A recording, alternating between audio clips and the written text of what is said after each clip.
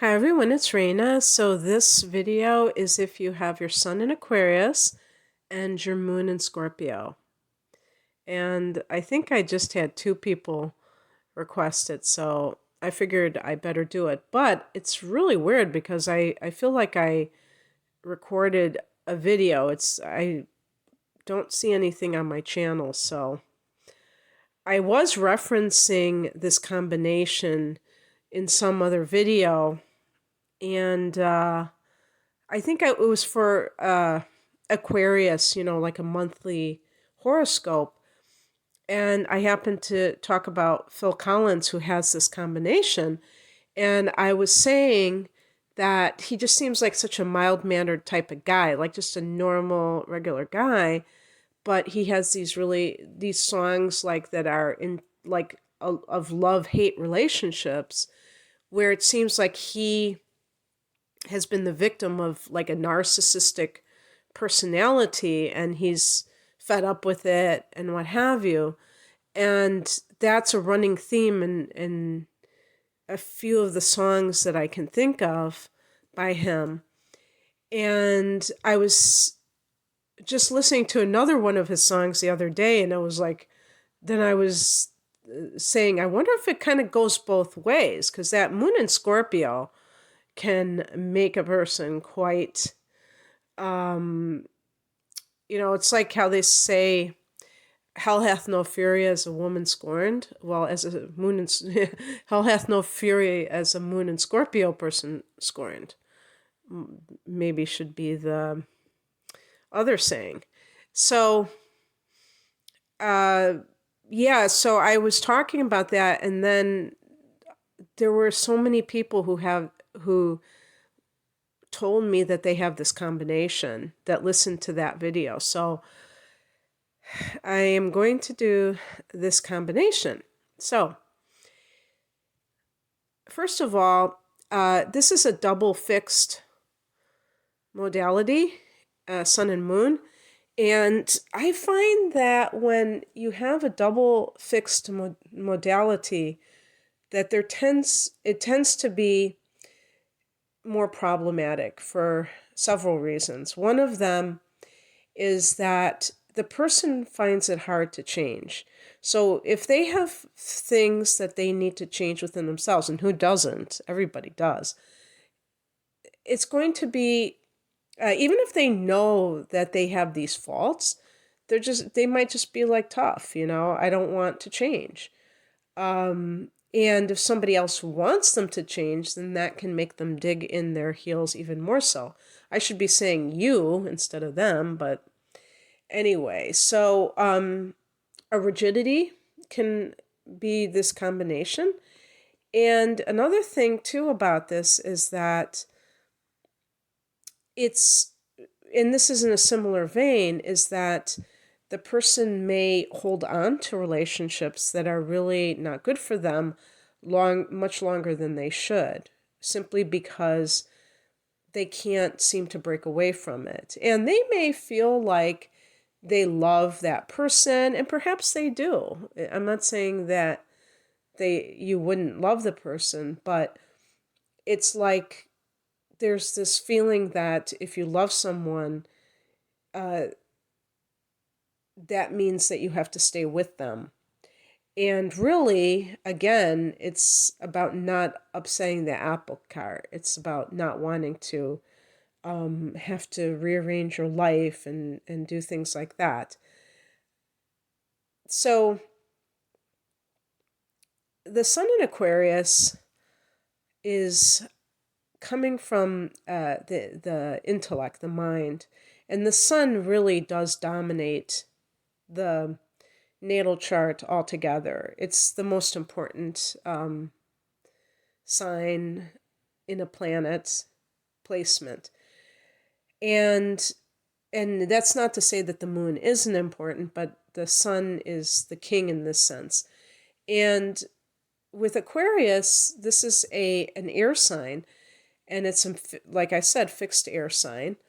So the person who's an Aquarius is ruled by Uranus, and that can throw a monkey wrench into things because Uranus is so contrarian. And I always cite the example that Uranus and Aquarius rule the 11th house of friendships and groups, and yet Aquarius is a sign that doesn't want to conform to a group, but it loves the group ethic, But even with groups, you don't want to conform because that means that you're just one of the in the crowd, and you want to stand out, not in classically what we would call egotistical way as your opposite sign Leo. And when I say egotistical, I should say egoic, so it doesn't sound as bad. And you're not like that you want to do it for that reason. It's because you value being different than others. And so the other thing too is being an air sign, you're not overtly emotional. Now, again, I'm talking about the sun. I'm not talking about the emotional nature, which is the moon. So when we're looking at these different pieces, ultimately you kind of like meld them or mush them up into one influence. But here I'm trying to separate them out to kind of compare and contrast. And Aquarius is coming from a very detached perspective and a belief when it comes to other people that we do not own our significant other. Like if you are in a relationship with somebody, you do not own them and you can't dictate to them ultimately what they're going to do. Now, this can sometimes lead people who are Aquarians or who have a strong emphasis of Aquarius in their personal points, or like the 11th house or something like that, to be more interested in exploring alternative relationships and setups and that kind of thing, and maybe preferring to deal with people in groups rather than one-on-one because it's less intimate to deal with people in groups. And the Aquarius person might want to stay above the fray emotionally and not get bogged down in a heavy-handed relationship. So the moon in astrology represents the way the person experiences emotions, how they express them, so their reactivity, I would say. And if let's say somebody had the moon in Aquarius, they could really show that detachment there, but they might be very good in a crisis because they wouldn't lose their head. But when it comes to relationships, they might be very cut and dried, and not like classically romantic and not sentimental. So the moon in Scorpio, as I've stated numerous times, I feel is probably the most difficult moon to have. I would also state the moon in Capricorn can be challenging for different reasons, but I think overall this may be the most challenging moon because Scorpio is a water sign and the moon, relates to emotions. But because Scorpio is what it is, the emotions that it generates tend to be more on the challenging side, the shadow side, because that's what Scorpio represents in the 8th house. So feelings of jealousy or envy, rage, maybe despair, but I think despair is more like the 12th house, to tell you the truth. I think more like bitterness, extreme anger, which is rage, and things like that. The emotions that people may be ashamed to have because they think it makes them a bad person, that they're very quick to kind of sublimate. And so what can happen, and because of the nature of Aquarius, to have this type of moon can make you feel like you don't know how to cope with your emotions. Your emotions feel like they are too hot to handle. And actually, you may be exacerbating the problem a lot of times because of this aversion to strong emotions that you may have from your sun sign. And I feel that this can even be on the positive side. You may also recoil when it comes to people who are just like super positive, super lovey-dovey, that kind of thing. It might feel like saccharine, cloying, suffocating, that kind of thing. And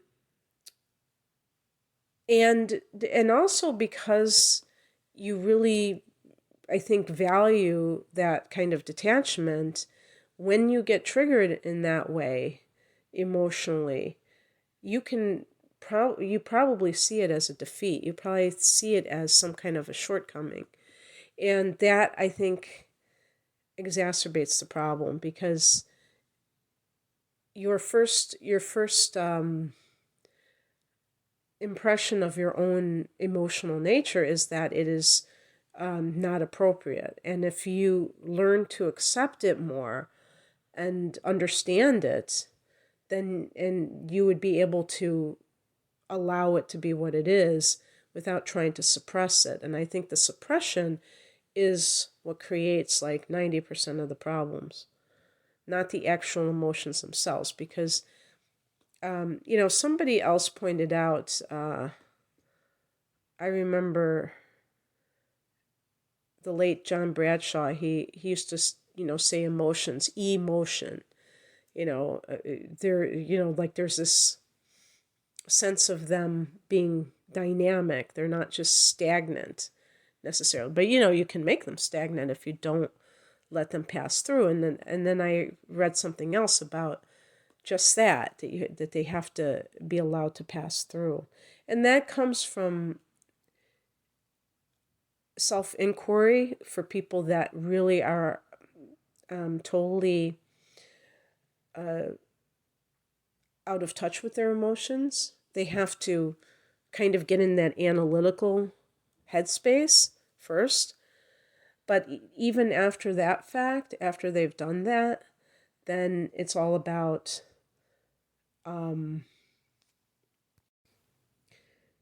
witnessing it, allowing it, and letting it pass. It's not about suppressing, denying, and that sort of thing. So, I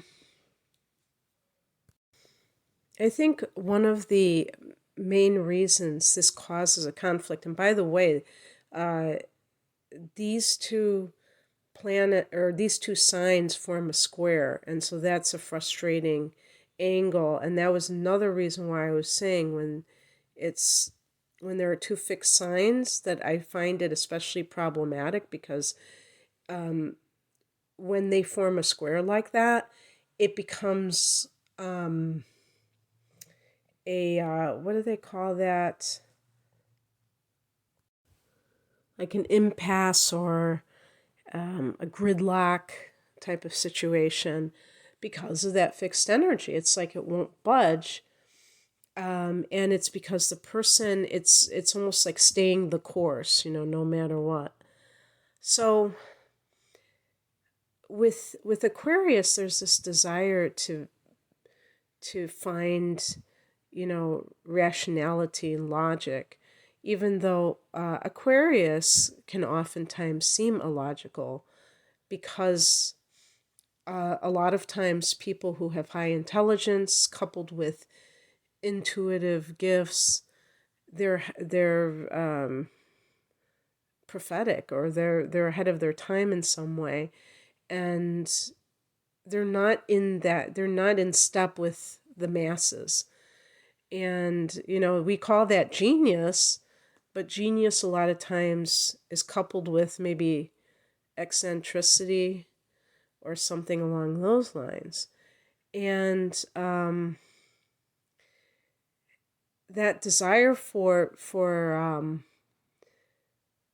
logic and rational ideas is clashing with this primal emotional nature of the moon in Scorpio.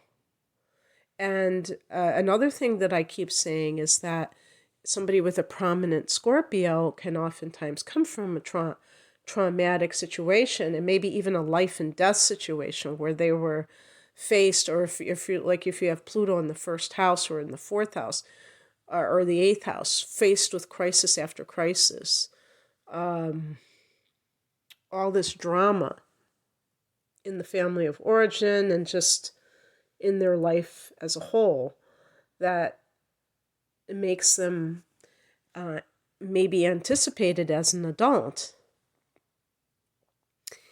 And so if you experienced that growing up, that kind of emotional intensity or volatility in your home as a child, your saving grace may have been to kind of tune out. Look at your Mercury sign is in Pisces. Maybe you're more of a daydreamer. If it's in Capricorn or Aquarius, you might have really tried to do well in your studies to excel that way through your mind and through the academic world, to find a constructive thoughts to think, things that are actually going to have some sort of substance to them. The problem is that it can make the person overly in need of that and be too afraid of anything that's emotional. And the other piece in this is that the moon sign can represent your mother. And so a male Aquarian with this combination can have mommy issues, can have a mother who was devouring, that was very, maybe very vicious and, abusive even, controlling for sure. And that type of, scorpionic, in other words. And that type of situation, if the man is into women when he gets to be an adult, he may have harbor negative feelings towards women altogether. And that's another thing that I should say, is that fixed signs tend to be prejudiced, and it doesn't have to be racism. It can be any kind of ism. And, like if, let's say a man kind of has animosity towards women because of his mother, I would not call that classic sexism. It's really projection. It could be about anything. It just so happens to be about towards women because of that particular relationship he has. So that's the reason it's so ironic, is because Aquarius is supposed to be such a progressive sign, and yet because it's a fixed sign, there can still be prejudice. They might, it might be prejudice against people that are perceived to be conservatives. It might be prejudice against um, the person's own group in a way, because they feel like it, I'm saying, the reason I'm saying that is because it's kind of a twist. They might have weird prejudices, in other words. But anyway, the bottom line is that you may have, and I said mommy issues, I mean, a woman can have mommy issues too, let's face it. But for a man, it could spoil your relationships because of this. For a woman, it can be dangerous because you might take after that. In other words, because you have your moon in Scorpio, you have the potential for expressing emotions maybe the way your mother did. And if you don't like how she acted, then you have to find a way not to follow in her footsteps. And I think that a lot of times it wouldn't happen like that, because Aquarius is just too freedom loving to become totally possessive of somebody. I just don't see that happening. But what is much more likely is that you blow hot and cold in relationships. And it just may be this situation that doesn't resolve itself until you choose to see that you have to initiate the change. It's not going to come from the outside in. And so one of the things that you might have to work on, first and foremost, is forgiveness, because you may have people in your life that you're holding a grudge against from childhood, and you might not think that it is a destructive thing that is affecting your life adversely in any way, but you would be surprised how it might be holding you hostage. And it is very true that you can't just snap your fingers and forgive somebody. It's a process. But some people make statements like, I will never forgive so and so for whatever it is that they did.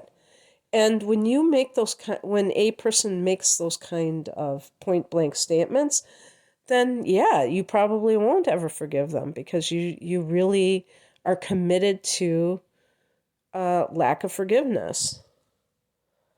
But what you do is you start softening your heart. You start really tuning into the fact that anyone who has hurt you intentionally or even unintentionally was hurting themselves. Hurt people hurt people. So other things that, instead of just talking about, oh, this is such a negative combination, which I don't want to do, I'll say that this is a very intuitive combination. Very intuitive, because you have the water sign, moon sign, and also moon in Scorpio is like a natural psychologist. So anybody who has the moon in Scorpio has a very good handle on human nature and is a natural when it comes to psychology. And the sun in Aquarius is intuitive in its own way as well. I know somebody personally with the moon in Scorpio who, has always had a lot of problems since I've met them, and yet has a good side to them. A lot of people, may not be able to deal with this person, and they may think that this person is just completely, out there, unreasonable and stuff. And even though I don't deal with this person either myself, I still remember the kindness extended to me by this individual. And I think that the moon in Scorpio can be very caring when they want to be.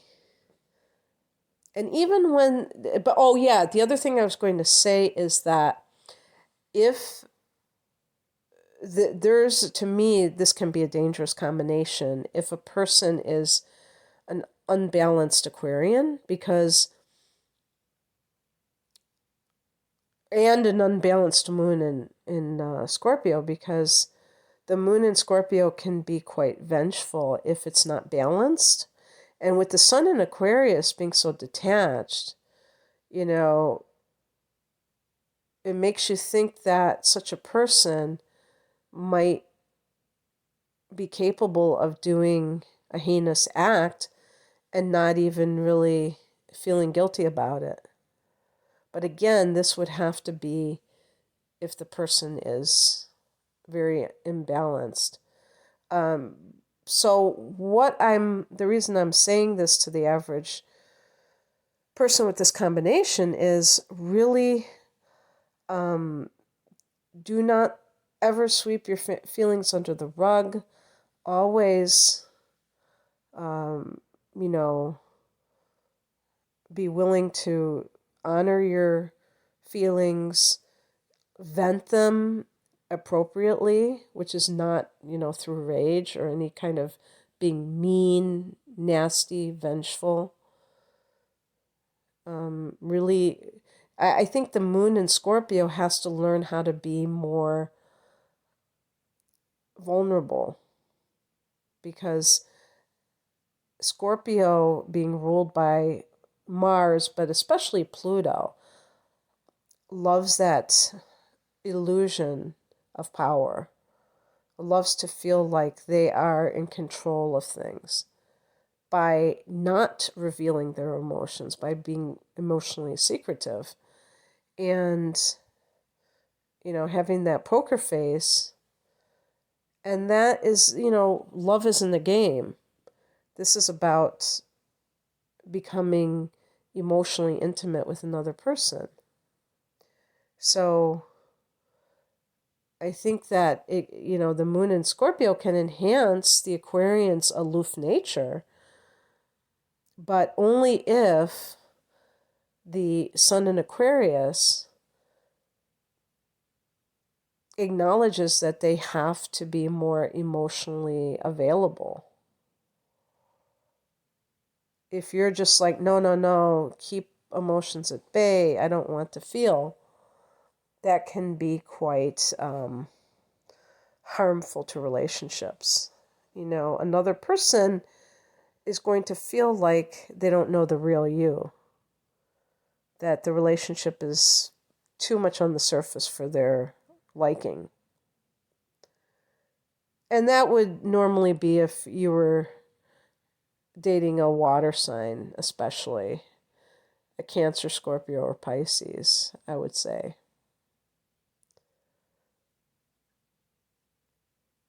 I think this can be, the moon in Scorpio can be very creative. And I think it can be quite brave. So there are some good attributes to some of these, to this combination.